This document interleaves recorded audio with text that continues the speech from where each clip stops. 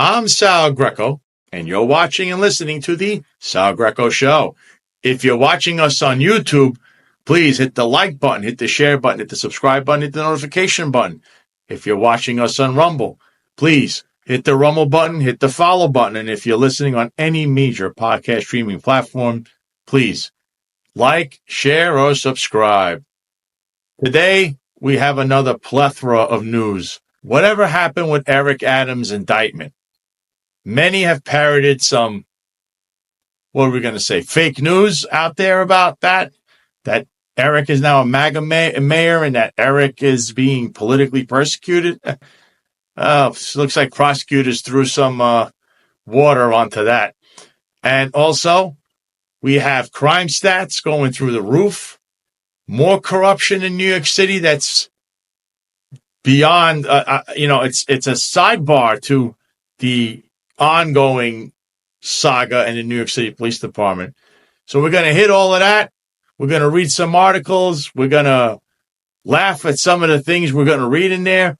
Probably be sad more than anything else, but let's just get this show on the road. Let's get started.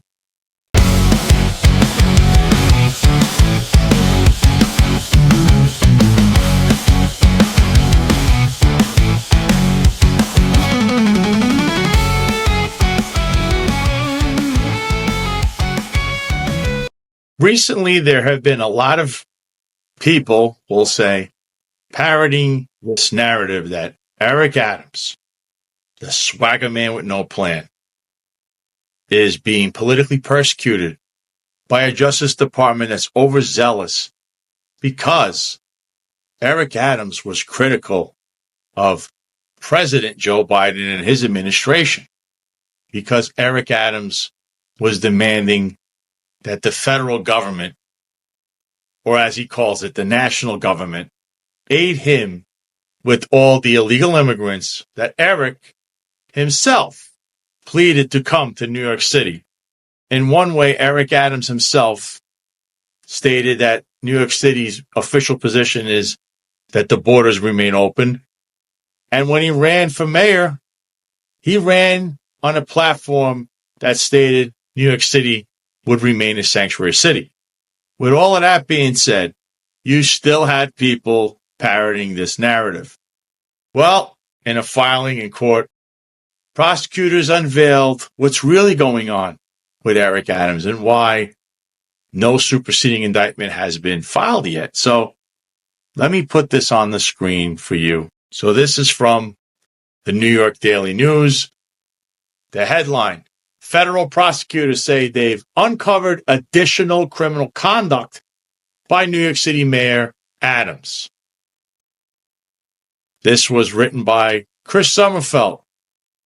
Federal prosecutors who indicted Mayor Adams on corruption charges last year allege they have uncovered additional criminal conduct that the mayor and others engaged in.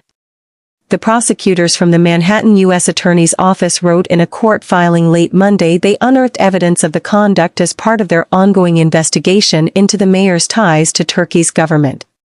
The feds didn't elaborate on what the conduct in question is or who the other individuals are.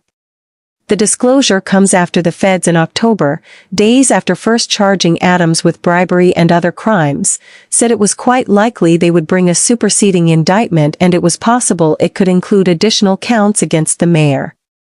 Since then, Adams' defense attorney, Alex Spiro, has accused prosecutors of overplaying their hand, writing in a filing last month that the incriminating evidence they plan to base their superseding indictment on does not exist. Monday's filing from the prosecutors came in response to that claim from Spiro and indicates they are still pursuing a potential superseding indictment. Spiro has also argued in court papers that the case against Adams is almost entirely based on testimony from Rana Abasova, Adams' ex-Turkish community liaison who is cooperating in the federal probe. The Adams lawyer has argued Abasova is a disgruntled staffer with an axe to grind. In Monday's filing, the feds pushed back on that characterization. Despite Adams' claim that the case against him is based on a particular purported witness, the affidavits generally rely on records rather than the witnesses, and do not rely on the individual he often discusses at all, prosecutors wrote. Punching back at the feds, Spiro on Tuesday slammed their contentions. "This is amateur hour. They are just looking for a headline instead of doing the right thing," Spiro wrote in an email to the Daily News. "I assume we are at the point where New Yorkers are not falling for it." In a press conference later in the day at City Hall, Adams reiterated he believes he's innocent when asked about the latest submission from the feds. "Even Ray Charles can see what's going on. I've said over and over again, I have done nothing wrong," he told reporters. Monday's move comes at a time of flux for the Manhattan U.S. Attorney's Office. Former U.S. Attorney Damian Williams, who brought the case against Adams, stepped down last month after President-elect Donald Trump, who has publicly entertained pardoning the Democratic mayor for his alleged crimes, announced he plans to appoint corporate lawyer Jay Clayton to take over the reins at the prominent office. The office is now being led by Edward Kim, who was deputy U.S. attorney under Williams. Adams' September 26 indictment, which made him the first New York City mayor in modern history to face criminal charges, alleges he took bribes and illegal campaign cash, mostly from Turkish government operatives, in exchange for doling out political favors. The favors allegedly include the mayor pressuring the FDNY to resolve fire safety issues at the Turkish consulate in Manhattan so the building could open in time for a visit by the country's leader, Recep Tayyip Erdogan, in fall 2021. Adams has pleaded not guilty and is expected to stand trial in April. Besides Adams, Mohammed Bahi, a former aide to the mayor at City Hall, was indicted in November on charges alleging he obstructed the investigation into the mayor. He's in talks with the feds about a potential plea deal. Just before Christmas, the feds also revealed Erden Arkan, a Brooklyn construction company executive, plans to plead guilty to funneling illegal straw donations into Adams' 2021 campaign coffers on behalf of a Turkish government executive.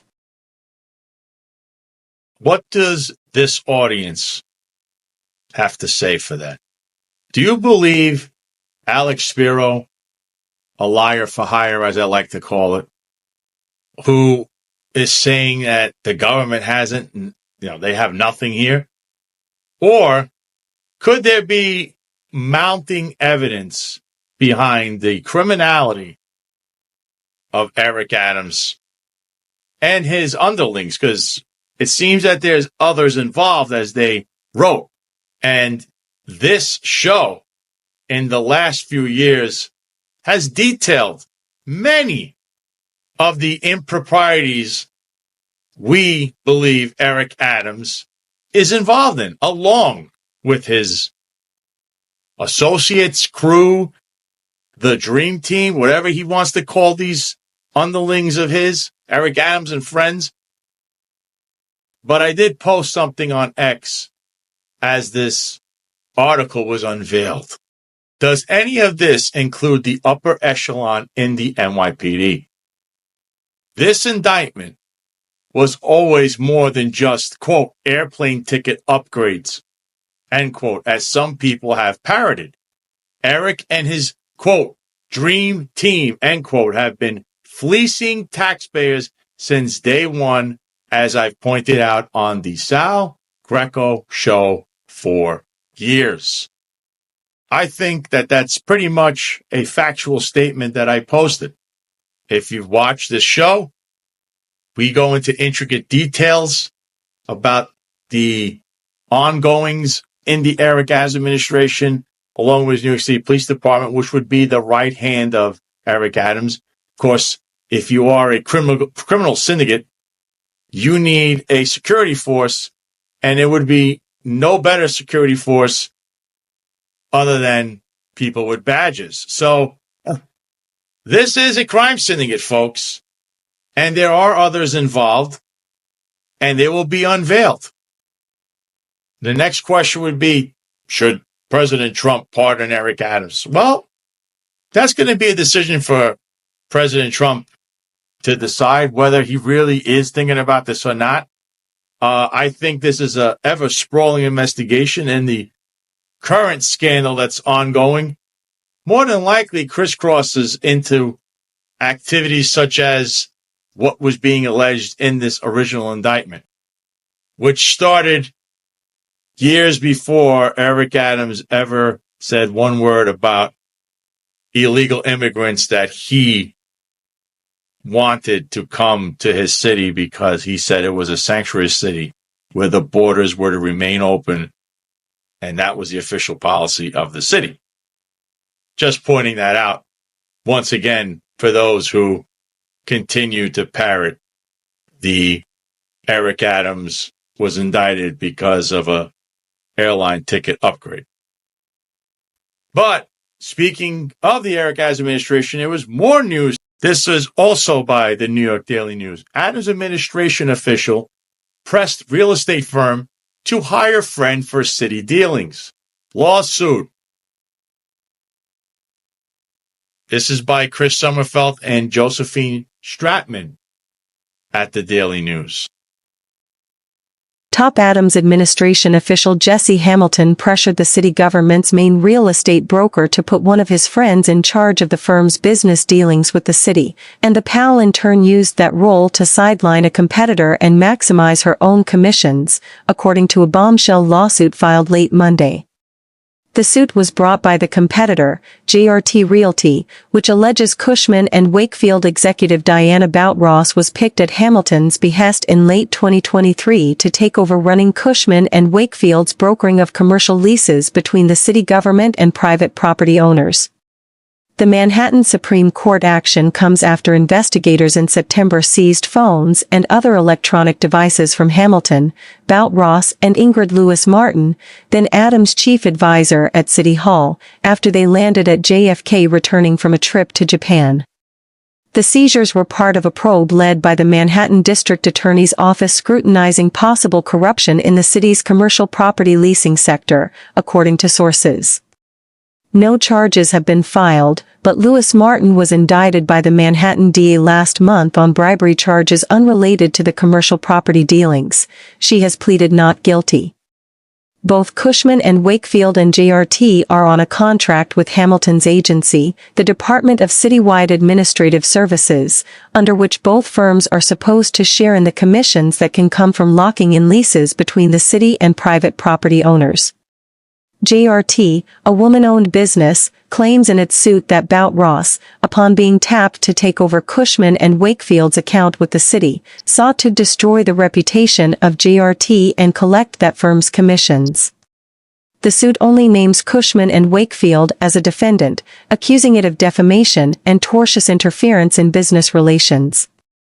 Cushman & Wakefield Rep. Mike Bunshoft said Tuesday that any change in our work with the city would only have come from its amended rules around contracting with minority and/or woman-owned businesses, or so-called MWBEs, as well as other legitimate commercial reasons.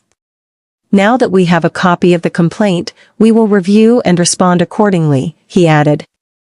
Neither DCAS nor Hamilton returned requests for comment.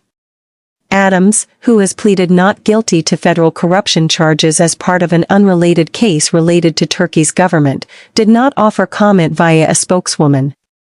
According to JRT's suit, Hamilton, whose DCAS post comes with overseeing the city government's commercial leasing program, told Cushman & Wakefield in late December 2023 it would lose its commission deals with his agency unless Bout-Ross, a personal friend to him and Lewis Martin, was put in charge of the DCAS account. Hamilton, a key political ally to the mayor who has known him for decades, allegedly issued that directive after Cushman & Wakefield's previous manager on the account, Robert Giglio, announced his retirement. Bout-Ross was subsequently installed in the role, and once in it, she and Cushman & Wakefield engaged in a premeditated campaign to block JRT from the DCAS account and destroy JRT's reputation with DCAS, other city agencies, brokers, and landlords, according to the suit. That included Bout Ross writing an April 2024 email to DCAS officials in which she falsely stated JRT would no longer be involved in brokering leases due to performance issues, according to a copy of the email included with the lawsuit. The lawsuit also points to a DCAS bidding process that remains ongoing for the renewal of the commission-based contract that JRT is part of along with Cushman and Wakefield. The new contract released by DCAS for bids in March 2024 eliminated a previous provision requiring that a certain number of deals be brokered by women-owned enterprises, an abrupt change that could effectively eliminate JRT from doing business with the agency, according to the suit. Ultimately, JRT charges that Cushman and Wakefield and Bout Ross undertook the alleged smear campaign to try to gobble up for themselves the 33.75% commissions that JRT gets on property deals, including for the Bronx Logistics Center, a warehouse in Hunts Point that the city government was in talks to buy for $750 million. Although JRT was supposed to be roped into the logistics center deal, Bout Ross allegedly sought to cut out the firm around March 2024 by not looping them in on key communications, the lawsuit says. Around this time, Hamilton repeatedly walked through CASA's offices and told employees there, "Remember that the Bronx logistics deal is only a can-W deal," according to the suit. Additionally, the suit notes Hamilton appeared in a promo video for the logistics center, which the Daily News first reported last year was produced by one of his DCAS aides and disseminated to city agencies. In the video, which DCAS has said was unauthorized, Hamilton urged city agencies to formulate plans for leasing space at the center, which the city government ultimately never entered into a deal to buy after the unusual video emerged last year. If the Bronx logistics deal had closed, Bout Ross would have earned millions of dollars in commissions under the DCAS contract, JRT's complaint reads. The suit comes after Brooklyn Councilman Lincoln Ressler questioned DCAS Commissioner Louis Molina in October about why JRT had gotten slashed out of brokering deals after Bout Ross landed the account. Molina replied at the time he had been informed by my team that that was not the case. In response to Monday's lawsuit, Ressler told the News that DCAS needs to be overhauled. This lawsuit further underscores the corruption involving the Adams administration and Diana Bout Ross and the need for a comprehensive investigation into the city's shady real estate division, Ressler said. Yeah, the article states Lincoln Ressler's position on that. Here's the problem. Councilman Lincoln Ressler has these hearings, makes a big to-do about things, and then nothing happens. That is a constant drumbeat with Lincoln Ressler. He is the Democrat version of what Trey Gowdy was to Republicans in Congress many years ago. All bark and no bite. This deal not only stinks, what you're reading about in this lawsuit is even worse. But there's one common trend here with friends of Eric Adams and his administration. Smear campaigns. The smear campaigns continue. Whether it's sexual assault victims, whether it's people that are being victimized via the goons on top in the upper echelon of the New York State Police Department. If it's in the fire department, there have been victims there. Everywhere you look, if you challenge the authority or even bring up a point to anyone in authority in the Eric Adams administration, doesn't matter where you look, there's a smear campaign that'll follow. They look to smear you online. They look to smear you in trying to get other jobs. They look to smear you in the public. It is browbeat central when it comes to Eric Adams' administration. By the way, Louis Molina, the head of DCAS here, wasn't he in charge of the corrections? I'm pretty sure he was in charge of corrections, and he had a scandal there that also went, unnoticed apparently, because he went on a trip with people and used taxpayer money on that, and there was never any follow-up. There was a big investigation, it seemed, and went nowhere. Lincoln Wrestler, your number and your name is being called. I think it is time to act. Either put up or shut up. And now when we get to the whole sexual misconduct and sexual harassment part of what's going on in New York City, here's an article about another official involved in a scandal that somehow still has their job. Now, here's an article by Greg B. Smith, the Dean of Journalists in all of New York City. Board of Elections Director made racial and sexual remarks to female employees, City probe finds. The Department investigation recommended in November that Michael Ryan resign, but months later, he's still there. There's a picture of him testifying at City Council hearing about voter turnout on December 4th, 2024. Meanwhile, he should have been on the unemployment line. A behind-the-scenes Department of Investigation probe documented evidence that the white male director of the city's election board routinely made racially insensitive and sexually suggestive remarks to the two top-level minority female staffers, prompting the independent watchdog agency to recommend that he resign, the city has learned. Michael Ryan, executive director of the Board of Elections, tried to touch the face of a Hispanic employee and once made comments to her about how young is too young for an older man to date a younger woman, according to a confidential DOI report obtained by the city. In another incident, according to the report, he recounted to her jokes he said he'd made to friends about not trusting Puerto Ricans and Dominicans.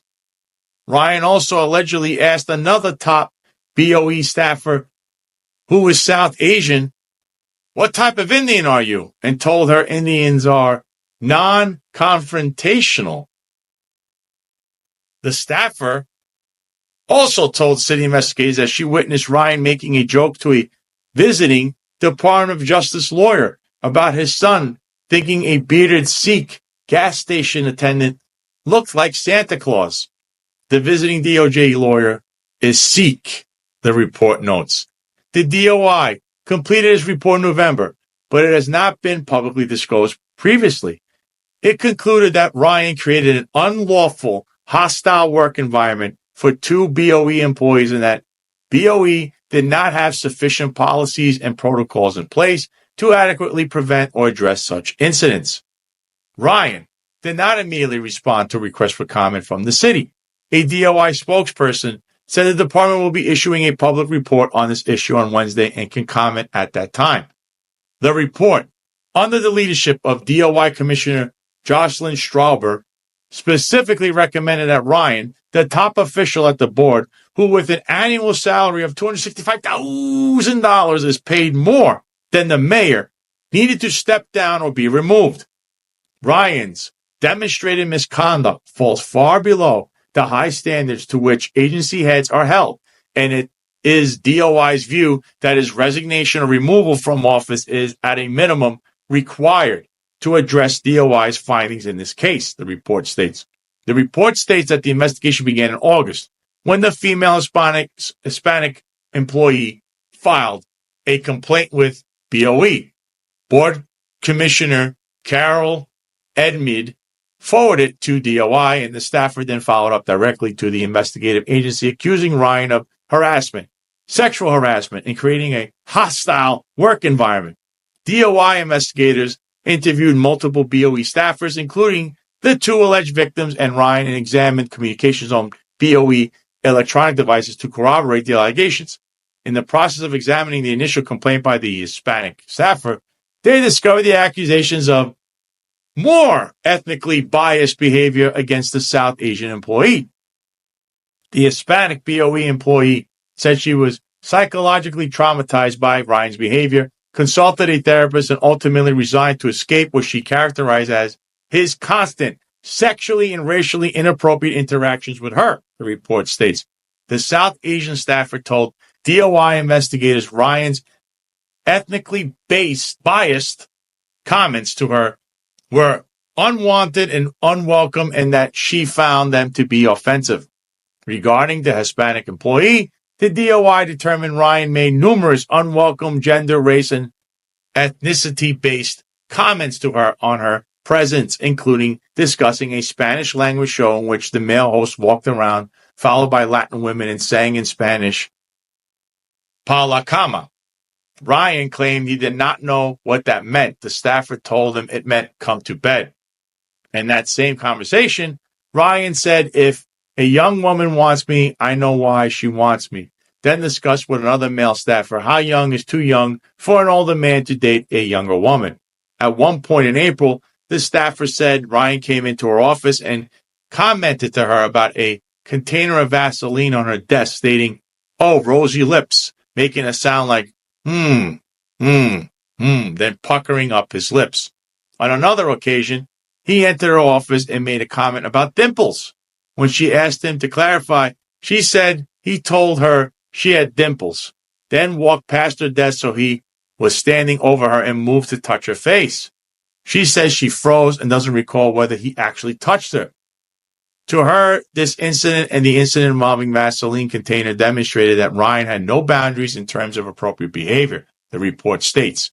In his interview with DOI, Ryan acknowledged he may have made a comment to her about dimples but denied trying to touch her face. In another encounter in May, the staffer said Ryan asked, "What are you?" She said she identified as Puerto Rican and Dominican. This, she told DOI, prompted Ryan to describe a married couple he knows, one of whom is Puerto Rican, the other is Dominican. He told her he would say to the Puerto Rican husband, "Don't trust Dominicans and don't trust Puerto Ricans," to the Dominican wife. Confronted about this, Ryan acknowledged the conversation but claimed the staffer had laughed at this. The employee of South Asian descent did not file a complaint against Ryan, but raised concerns about his conduct.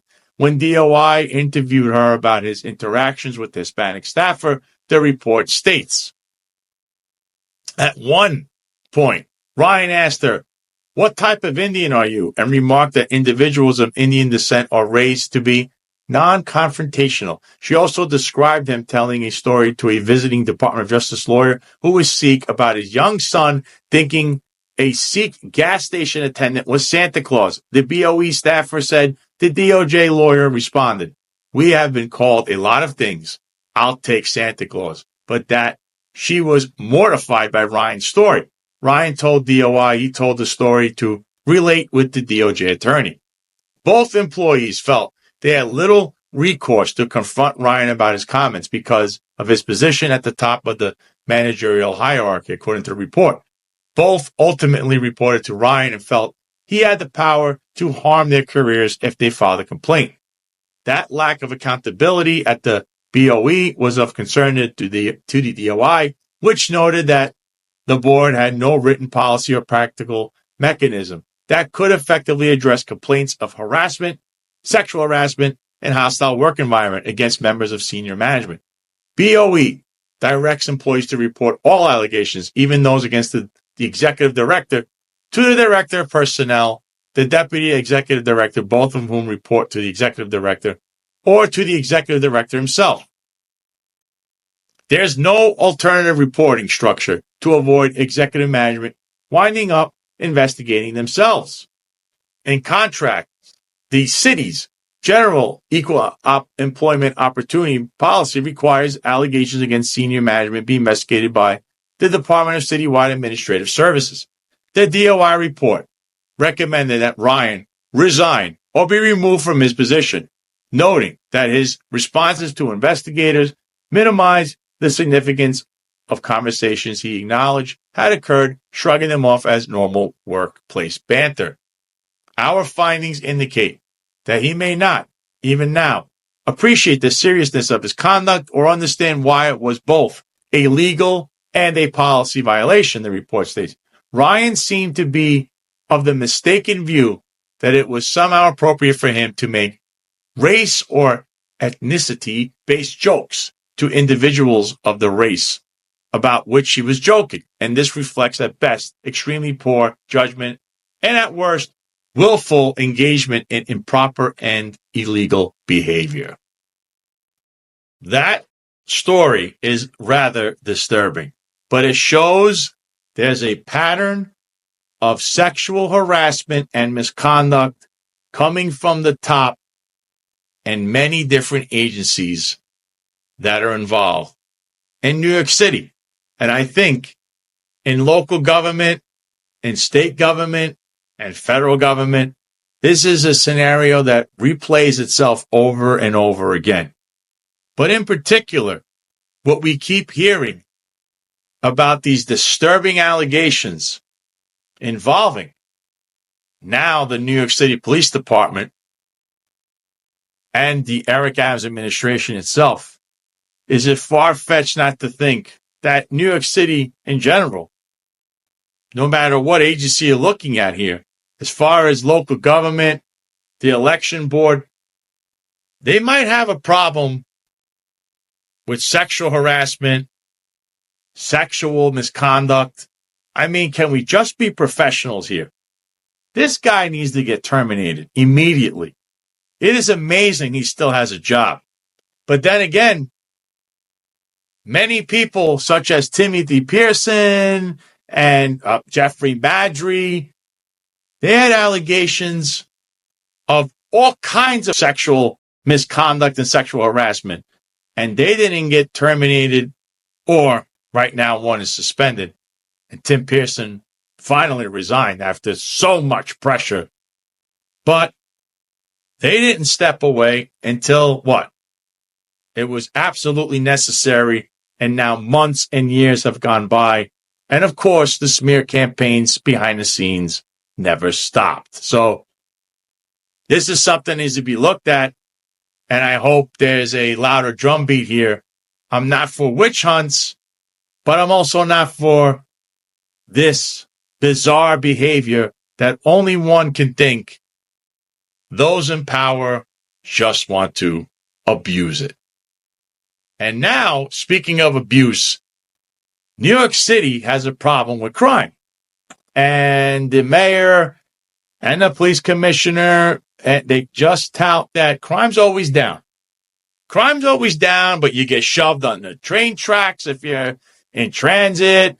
You can walk into a store and get stabbed. I mean, just all kinds of crazy crime going on. But you keep being fed by the leadership in the city government that it's just, it's all your perception. Because remember, Eric Adams is big with perception management, and the New York City Police Department is big with controlling the narrative.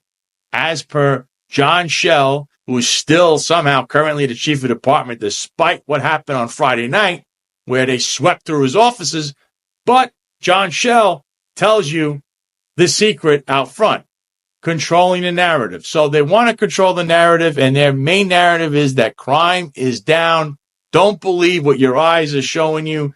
I know you don't feel safe. Don't worry. We're on it. We're on it. But here are the facts. So here's a post by Sam Antar, at Sam Antar, and also whitecollarfraud.com. He is a must follow, in my opinion, on X, and his website is also a must. You have to view what he's putting out because it is bombshell and also mind-boggling. And he puts out all these stats. So here's a chart right in front of you prepared by Sam Antar, and it's New York City violent crime. And you see here, it says 48,000. That's where we start in the year 2003. And at its lowest, it's under, I believe, 36,000 in 2018 and 2020. But then Mayor Adams takes over from 2022. And from 2021 to 2022, there's a huge jump. And it goes up, and all of a sudden, crime is now higher in 2024, violent crime, than it was in 2003. In a 21-year span, crime has essentially gone down and yet gone back up to levels that weren't even there 20 years ago. So this is Sam Antar's post. The truth behind New York City's crime reduction. Violent crime at highest level since 2002. 9,453 more violent crimes under Adams. 48,098 violent crimes in 2024 alone. Yet, at NYPD News claims crime is down. Here's how they do it. 1. They celebrate a 7.3% drop in shootings, 71 fewer incidents, while burying a 2.8 increase in violent crime, 1,294 more victims. The same shootings appear in both stats. Pure manipulation. 2. They trumpet 14 fewer murders while hiding 1,414 more felony assaults. Many felony assaults would have been murders in past years if victims were not saved by better emergency medicine, not better policing. 3. Their creative accounting. Count the same crime twice when it helps. Shootings. Bury increases in footnotes. Revise old numbers up to make new ones look better. Possibly downgrade grand larcenies to petty larcenies. 4. The COVID excuse. Compare 2024 to pre-pandemic 2019. Violent crime, plus 33.1%. Felony assaults, plus 42.1%. Auto theft, plus 161.4%. Total index crime, plus 29.4%. This isn't a pandemic effect. It's a public safety crisis. Statistical manipulation can't hide reality. New York City is experiencing its worst violent crime rate in over 2 decades. New Yorkers deserve the truth, not PR spin. And I cold-heartedly agree with Sam Mantar. His exposés on a weekly level, on a daily level, is very troubling for New York City, but it's on the money. You're going to hear a completely different story if you listen to any top NYPD official, which right now, any NYPD official, I don't know if you really want to hear from them other than what the hell is going on in their own police department right now. But besides that, because they never want to address that kind of stuff, they will tell you crime is down. Don't worry. And by the way, let's exclude 2021 and 2022 because, there was a pandemic and we were trying to get back on our feet. So I know crime was up, though, but don't count those numbers because if you only count these numbers of the last year, crime is down. That's another trick they constantly pull. Just listen to them talk. But here are real crime stats from Sam Mantar. There's the truth. Violent crime has been on the rise for a while now, especially under Eric Adams. It's very troubling. New York City taxpayers should demand answers and transparency, but where are you going to get it when these guys in this administration, including the mayor, are looking over their shoulders wondering, am I getting indicted again? That seems to be part of the problem. But speaking of the New York City Police Department, so here was a post by the Deputy Commissioner of Operations, Kaz Dawdry. He writes, grateful to speak with at CBS New York and at NBC New York about the success of our multi-agency operation in Roosevelt Avenue. Seamless collaboration between these many agencies has revitalized this area, restoring it to the thriving community Queens residents deserve. Many thanks to our hardworking boots on the ground for improving our quality of life every day. And here's what I had to say about that. Did mainstream media bother asking Kaz about the recent complaint filed by Eric Sanders Esquire to EEOC on Lieutenant Epps' behalf and Kaz's role in the quid pro quo scandal? More to come on what Kaz's role was, along with other illicit schemes by the, quote, dream team, end quote, coming soon. So here we are, Kaz Dawdry, gaslighting the public yet again, and not doesn't want to address that he's named in that complaint. And by the way, the things that we've sort of heard coming out of that is very troubling. Why he's not suspended right now shows you, once again, that Jessica Tisch is not really running the police department. This is Eric Adams' show, and by default, Kaz Daughtry's own show, because he was running the police department for the last couple of years. And there's going to be plenty to come on Kaz Daughtry and exactly what his role was in this entire scandal. This last bit has to do with my friend Roger Stone's best dressed list. The list for 2024 included many people. A friend of mine, Sid Rosenberg, was on there. Greg Kelly was on there as the best dressed. We had some of the repeat offenders on the worst dressed list. Steve Bannon, Vladimir Zelensky, Jill Biden. But one always stands out, of course, because he's the mayor of New York City. That's Eric Adams. Of course, no matter what you could say about his corruption and how criminal the guy has been, he's a well-dressed guy. He's sharp-dressed. That'll always give to him. Eric is a snappy dresser who belongs on any best-dressed list, especially the one and only Roger Stone.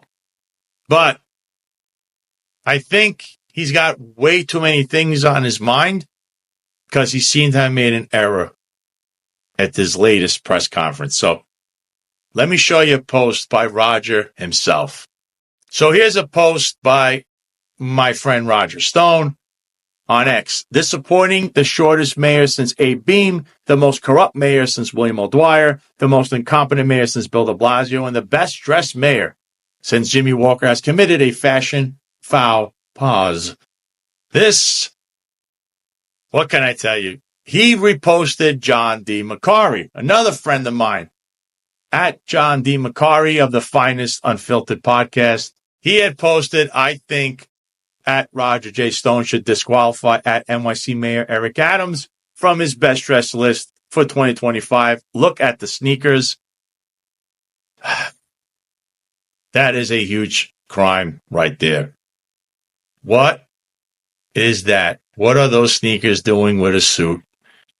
My oh my, have the tables turned on Eric Adams, who at one time would never do such a thing. I believe the stress of everything is really caught on to Eric Adams. I've never seen him wear sneakers with his suit, and now he's wearing sneakers with his suit. I don't know if he knows what's going on during the day, because sometimes he sounds really insane. Not to beat up on the guy, I don't know what's going on there. Sneakers with a suit, not in Eric Adams' character, but apparently when you're looking over your shoulders every 5 seconds, wondering if the FBI is going to pick you up again, that could change a man, can't it? So, thanks for watching. We're going to be back very soon. Hopefully, I'll have a guest on the next episode. And you never know, there may be more news coming in a never-ending, ongoing saga known as the New York City Police Department and their scandals.